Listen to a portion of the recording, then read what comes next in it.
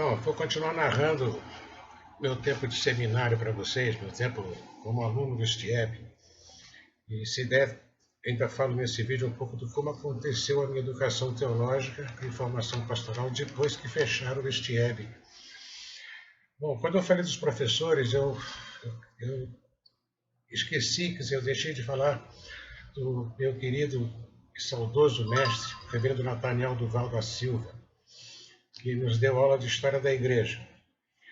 O reverendo Nathaniel morava em Porto Alegre na época. Então, nos meses de janeiro e julho, ele vinha para São Paulo e dava durante o mês o curso para nós de História da Igreja. Ele deu História Geral da Igreja, deu História do Protestantismo, deu História da Igreja Anglicana, da Igreja Episcopal Americana e da Igreja Episcopal do Brasil. O reverendo Nathaniel era uma figura ímpar. Ele era bem pequenininho, ele era bem baixinho. Eu diria que ele batia no meu ombro. E era uma pessoa fantástica. Ele dava aula para nós, a gente usava o livro dele. Eu vou botar foto da capa do livro dele aqui. Eu não achei foto do Nathaniel na internet, infelizmente. Eu não consegui ver foto do Nathaniel. Procurei em vários sites, procurei pelo Google, não achei. Mas pelo menos achei o livro dele, o livro que a gente usou como texto. Eu vou colocar ele agora aí.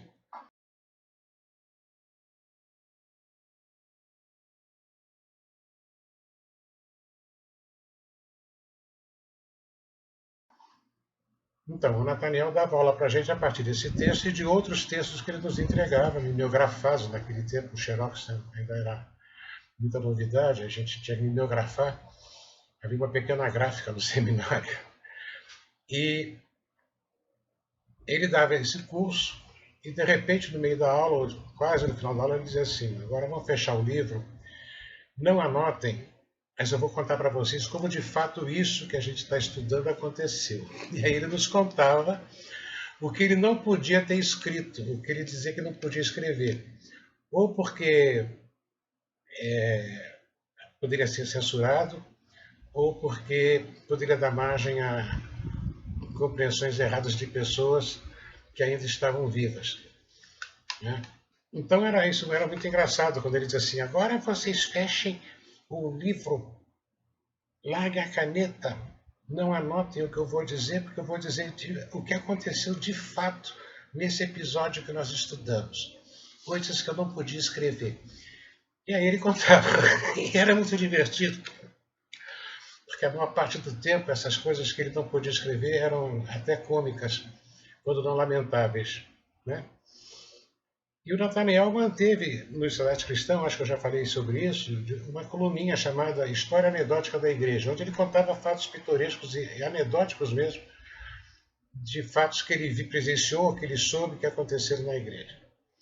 Uma coisa importante para nós no estudo com o Nathaniel foi o fato de que ele era meio arqueólogo da igreja.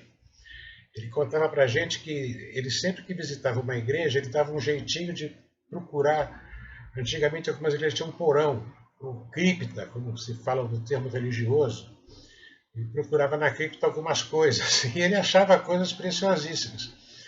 E que ele mostrava para o pároco, e o pároco, quer ficar para você? Pode ficar. E ele ficou, recolheu muito desse material, está lá no Museu da Igreja, que infelizmente já nem existe mais, e foi um trabalho ao qual o Nathaniel dedicou a sua vida. Eu cheguei uma vez a passar um mês no Porto Alegre, ajudando ele a fazer o arquivar e registrar e organizar os documentos que o Museu da Igreja. Eram documentos, livros antigos, livros de oração comum, em português, inclusive aquele produzido em Goa, né, lá na Índia, que chegou a ser usado aqui no Brasil pelos missionários do começo, quando eles começaram a fazer a tradução do texto brasileiro, do velho livro, estou falando do livro de 1950.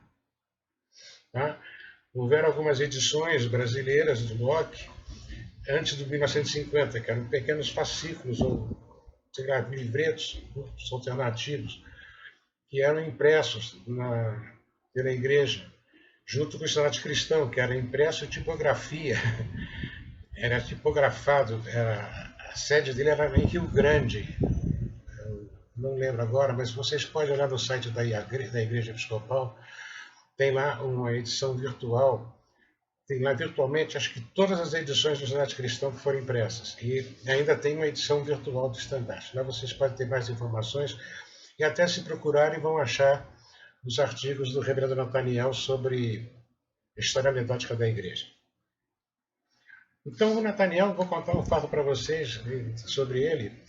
O Nathaniel tinha, como ele dava aula para nós à noite, em janeiro e em julho, ele passava o dia estudando e passeando por São Paulo. E às vezes ele ia para o centro e me telefonava. Naquele tempo eu trabalhava na Telesp, o escritório era bem no centro, no edifício Itália, lá na Avenida São Luís, quase esquina com a Consolação. E aí eu descia rapidinho para tomar um cafezinho com ele. Então, o Nathaniel ele colecionava, ele tinha um caderninho que ele anotava nomes estranhos de igreja que ele via em placa. E anotava o nome, endereço, a cidade e tal. E ele tinha uma coleção desses nomes estranhos, né? Naquele tempo estava começando a aparecer as tais igrejas evangélicas, ditas evangélicas, aí de pastores independentes. Isso é 1971, 72, até 72. Então, uma vez eu estava lá no meu trabalho, o Nathaniel liga para mim e diz assim: Caetano, você pode descer agora rapidinho? Eu falei: posso, só está aqui pertinho. Não, estou aqui na rua Marquês, estou aqui na rua, eu não lembro mais o nome da rua, na Rego Freitas. Ficava meia quadra, a esquina da Rego Freitas era meia quadra de onde eu trabalhava. Falou: será que você consegue uma máquina fotográfica? Eu falei: reverendo, posso ver se o pessoal lá da engenharia me empresta uma, mas é meio difícil. Bom, naquele dia o chefe da seção lá de pesquisa lá estava de bom humor e me emprestou a câmera para mim usar por meia hora. Eu desci, fui rapidinho lá onde estava o Nathaniel e ele pediu que eu fotografasse ele na porta de uma igreja que ele havia descoberto por causa do nome que estava na placa. Ele falou assim: não, isso eu tenho que fotografar porque ninguém vai acreditar se eu só escrever que eu vi essa igreja. E aí eu tirei várias fotos do Nathaniel e depois o pessoal lá da Telesp revelou e me deu as fotos, eu passei para ele. Mas o curioso é que o nome da igreja realmente ninguém acreditaria se ele só escrevesse, só publicasse o nome. O nome da igreja era Igreja Evangélica Pentecostal Independente de Deus. Igreja Evangélica Pentecostal Independente de Deus. E eu me lembro que o Nathaniel, depois ele escreveu, colou isso lá no caderninho dele, as fotos, escreveu assim: isso é que é independência até de Deus. E o Nathaniel tinha lá uma coleção de nomes de igrejas estranhas, né? Igreja do Santo Fogo de Jesus, eu me lembro, uma outra ali, Igreja do Sagrado Suor em Sangue de Cristo, coisas desse tipo, assim, meio, né, piração mesmo, de gente que se dizia pentecostal, mas nunca entendeu o pentecostalismo. Bom, voltando para o seminário, teve um momento que só tínhamos 2 episcopalianos lá no seminário. Era eu, né, que estava começando a minha postulância já depois de 71, 72, por aí, e o José Simão. O José Simão era um árabe, de ascendência árabe, e tentou me ensinar árabe. Eu aprendi um pouquinho de árabe com ele. E o José Simão era executivo de uma multinacional. E também havia outro agora estou lembrando, outro episcopaliano, que era o senhor Dodge. O Dodge, eu não sei o nome todo dele mais. O Dodge era um senhor já por volta dos 50, 60 anos, que resolveu estudar teologia. Ele era inglês. E tinha sido alto executivo da General Motors do Brasil. Ele era inglês. E era muito divertido. Geralmente, o Dodge dava carona para mim. Ele morava ali perto do seminário, mas ele me levava até lá onde eu morava, na 9 de julho. Depois ele voltava sozinho. E a gente ia conversando, ele me contava muita coisa. O Dodge era membro da St. Paul Church, que era a igreja dos ingleses, que ficava a 2 quadras do seminário. E era muitas vezes a gente ia lá fazer culto do seminário, culto mais especial, a gente fazia lá. Tinha um capelão inglês fantástico lá, um homem que inclusive ajudou a salvar a gente da perseguição política aqui no Brasil. Isso eu vou contar em algum momento, também é bom não contar agora. Então, o que nós temos aí? Nós temos o seu Dodge, que chegou a ser postulante.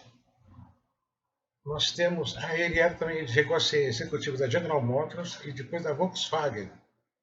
E não estava aposentado não, ele trabalhava. E o Dodge e o Simão, José Simão e eu. José Simão uma vez protagonizou uma situação que nos deixou até preocupados. Houve uma Copa do Mundo, acho que é de 70, no primeiro ano do seminário, houve a Copa do Mundo e tinha jogo à noite. E a gente ficava ouvindo, a gente parava as aulas e assistia o jogo. E numa dessas, o Brasil marcou um gol, já estava ganhando e marcou mais um gol, não lembro contra quem era, que dia era e tal. E o José Simão ficou tão empolgado com o gol que ele saiu gritando gol, gol, saiu correndo do salão do seminário, passou pela porta, saiu pela rua, saiu gritando gol, sumiu. Sumiu. Não voltou mais. A gente não sabe o que aconteceu, deu uma preocupação danada na gente. Naquele tempo não tinha celular, né? Não tinha nada disso. O Simão morava sozinho, então a gente ligava para a casa dele e ninguém atendia. E o carro dele estava lá no pátio do seminário. E a gente ficou muito preocupado, porque ele simplesmente sumiu. Sumiu. Saiu correndo, gritando gol e foi embora. Ninguém soube dele. E a gente ficou preocupado a noite toda. A gente não adiantava chamar a polícia, que a polícia só diz que alguém está desaparecido depois de 24 horas. E lá pelas tantas da madrugada, o Odilon ainda era o nosso reitor. Estava lá o Odilon, eu, o Dodge foi em casa, voltou, trouxe café, trouxe lanche para a gente. Ficamos lá vendo se o Simão aparecia, pelo menos para pegar o carro. E lá pelas tantas, ele não chegava, aí o Odilon resolveu ligar para a casa dele. Ligamos para a casa dele e estava lá. Pô, pois é, eu esqueci o carro no seminário, eu saí correndo, contente. Aí encontrei o pessoal fazendo festa num boteco, eu fiquei lá, e aí passou a hora, eu imaginei que tinham fechado o seminário e vim embora para casa. Pois é, coisas de... Só um seminarista episcopaliano faria isso, né? Bom, essa era a nossa situação, né? O resto era o pessoal que estava vindo de Campinas, da Faculdade de Teologia da Igreja Presbiteriana do Bonerges, né, a IPB, e professores também que estavam chegando, alunos que estavam chegando, e as três freirinhas que eu falei, e alguns metodistas que, digamos assim, tinham problemas com a igreja ou com o seu bispo. Né? Um deles é um amigo meu até hoje, lá no Espírito Santo. E aí a gente ia levando essa vida. Chegou um momento em que a gente começou a ouvir uma conversa de que iam fechar o seminário. Os professores andavam meio preocupados e às vezes o Marasquinho nunca foi muito bom para guardar a emoção, né? Então, uma vez, uma tarde de sábado, ele falou assim: eu espero que a gente possa continuar no segundo semestre. Porque não, porque já ouvi dizer que querem fechar o seminário. Bom, o caso é que no final daquele semestre, nós tivemos uma reunião com os bispos da igreja, que na época eram 4. Era o bispo Crisk, que era também o primaz, e o bispo de Santa Maria, não, bispo de Porto Alegre, Dom Plínio, Glauber Simões, que era o bispo de Santa Maria, Dom Sorge, que era o bispo de São Paulo, e o bispo Scherrer, que era o bispo do resto do Brasil. E foi uma reunião muito tumultuada, porque eles vinham questionar o seminário sobre algumas posturas teológicas, e especialmente o bispo Crisk, porque haviam protestantes estudando o seminário, o bispo Cristo era mais católico que o Papa. Então, foi uma discussão muito tensa e começaram a questionar o seminário. Eles sabiam que havia uma atividade política interna dentro do seminário contra o governo da ditadura, e havia mesmo. Depois, um dia eu posso contar isso melhor. E eu sei que o pau comeu conosco, com alguns professores, e eu me lembro que foi quando eu percebi que o bispo Cristo era um homem muito doente, porque ele ficava vermelhão e tinha aquela expressão de quem tinha um problema cardíaco muito sério. E, de fato, ele morreu devido a um problema cardíaco pouco tempo depois. Foi quando então elegeram o bispo Crates para bispo de Porto Alegre, que também veio se tornar primaz depois. Foi uma grande pessoa. Um dia eu vou falar do bispo Crates. E, com isso, terminou o semestre e eu me lembro que só 2 bispos ficavam calados. Quer dizer, praticamente quem falava era o bispo Prisque. O Dom Plínio, com aquele seu jeitão de gaúcho velho, tentava apaziguar calma. Vamos pensar melhor. Estamos aqui só para conversar, trocar umas ideias. Ninguém está questionando o seminário. O bispo Sorge, que estava mais por fora do que qualquer outra coisa, porque ele tinha lá suas... Depois eu vou falar dele eu posso falar. E o bispo Scherro também tentando ser conciliador. E o bispo Crisca que entrou muito em conflito, porque ele tinha críticas sérias ao seminário. Na verdade, a gente percebeu, depois que a gente fez uma análise da conjuntura da reunião, do grupo nosso, lá dos estudantes, com os professores, de que eles estavam tentando sondar a nossa maneira de reagir a um possível fechamento do seminário, porque o bispo Crisca disse que se gasta muito dinheiro com o seminário para ninguém estar estudando lá, e a igreja está precisando de dinheiro. Isso ficou muito claro para a gente. E, de fato, no segundo semestre, não teve mais o seminário, eu ainda tive que sair, é outro processo que um dia eu vou contar, e o seminário foi fechado. Havia um negócio chamado Junta Nacional de Educação Cristã, que cuidava de publicações de educação cristã. A igreja chegava a publicar esse material. Eles acabaram com a Junta Nacional de Educação Cristã, pegaram todo o seminário, todo o patrimônio do seminário, colocaram esse patrimônio para render dinheiro e fundaram aí a JUNET, a Junta Nacional de Educação Teológica, que raramente fala sobre educação teológica. Na verdade, como todo mundo sabe, é um banco da igreja para resolver problemas de caixa das dioceses. Todo mundo sabe disso, não estou dizendo nenhuma novidade. E assim acabou o STIEP. Houve um hiato aí na minha vida, e, digamos assim, eu não quero falar agora, e aos poucos eu vou estudando teologia no picadinho. Os professores, o Parasquim, o Glauco, sumiu. O Glênio Vergara, nesse momento, começou a romper com a igreja. Então, o Glênio, que era o reitor do seminário nessa época, Glênio Vergara, ele começou a sair da igreja. De fato, ele deixou a igreja. Ele começou a frequentar São João, de vez em quando ele ia lá na Trindade, e aos poucos foi deixando, e um dia eu soube que ele deixou a igreja. Frustrado, triste, né? Graças a Deus ele conseguiu um emprego no metrô, e acho que ficou no metrô até o final da sua vida, porque ele foi daqueles atingidos de uma história que eu vou contar, porque quando fecharam o seminário, os professores deixaram de ganhar dinheiro. E, teoricamente, a diocese assumiria o custo desses padres. Mas isso eu vou contar depois. Tem a ver com uma merda que o bispo Scherro, o bispo Scherro, tem uma merda que o bispo... quando fala que o bispo fez merda, o nome dele some. Mas eu vou contar isso para vocês. O bispo Sorge. Bom, então foi assim. O seminário acabou assim. Aquele pessoal de outras igrejas teve que se virar também, porque eles fecharam o seminário sem prevenir a gente, simplesmente eles encerraram o seminário. E depois começaram uma aventura que deu errado, na foi uma pressão dos professores para tentar se salvar um pouco com rendimento, com algum salário. Criaram o Colégio Anglicano de São Paulo, que foi um fracasso. Fracasso como administração, aliás, como quase tudo que a igreja administra.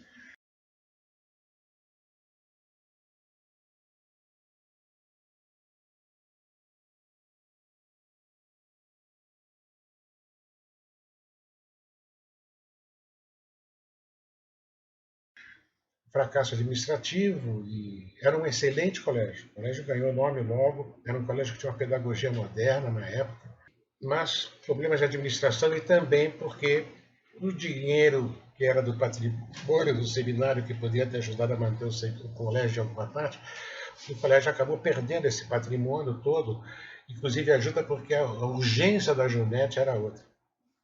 Inclusive, quando o colégio estava para fechar, lá por volta de 1985, 86, não, perdão, 75, 76, me lembro que o Glauco, que era o diretor do colégio, junto com um grupo de pais, me chamou para uma reunião se eu topava ser um administrador, já que eu cuidava da administração. Pessoal, eu não cuido de administração, eu sou analista de sistemas e de organização e métodos. Mas aí eu e o pai de um aluno lá, a gente assumiu a administração do colégio para tentar salvar o rombo financeiro que havia e não teve salvação. A gente então decidiu fechar o colégio, né? Consenso de todos, inclusive dos pais, e um processo de transferência dos alunos que tem que cumprir um processo legal para isso. E houve aí professores que processaram na igreja, e como sempre, tudo aquilo que a igreja bota a mão para administrar, exatamente porque não quer gastar com administradores profissionais, acaba ficando caro e fracassa. O STEB vai ressurgir depois de muitos anos. Ele fechou em 72 para 73 e reabre em 84, por aí, lá em Porto Alegre, numa iniciativa do então bispo Crates e do bispo, eu acho que ainda era o Plínio, ou já era o Olavo, já não lembro mais, acho que acho que já era o Olavo. E começou funcionando como um seminário do Sul, e aos pouquinhos ele foi ganhando confiabilidade, até que me chamaram para ser o reitor do STIEB como seminário nacional e eu fui. Essa é uma outra história, uma história triste para mim, porque foi a minha segunda grande decepção com a igreja. Então eu vou parar por aqui, porque o vídeo já está grande, e eu continuo falando sobre isso depois. Eu vou falar sobre uma situação que aconteceu na Diocese de São Paulo, quer dizer, na Diocese Sul Central, que culminou com a saída do bispo Sorge e a eleição do bispo Sumil Takatsu. E nesse processo talvez eu fale um pouquinho também quando aconteceu a minha primeira decepção com a igreja. E, oportunamente, eu volto a falar do STIEB já no tempo do meu reitorado, tá bem? O STIEB reabriu, acho que em 84, sob a reitoria do reverendo Carlos Halber, que fez lá o trabalho que ele pôde fazer com os recursos que ele tinha. De repente, ele se tornou um seminário mantido pela Junete, e aí ele se tornou um seminário nacional e resolveram me convidar, porque eu tinha experiência acadêmica, do tempo que eu trabalhei na gestão dentro da universidade, chefe de departamento, chefe de centro, coordenações de cursos, de programas de pós-graduação, e aí já fui eu para o seminário, ser reitor agora do STIEB. Outra grande tristeza da minha vida. Paro por aqui. Deus abençoe vocês. Até o próximo vídeo.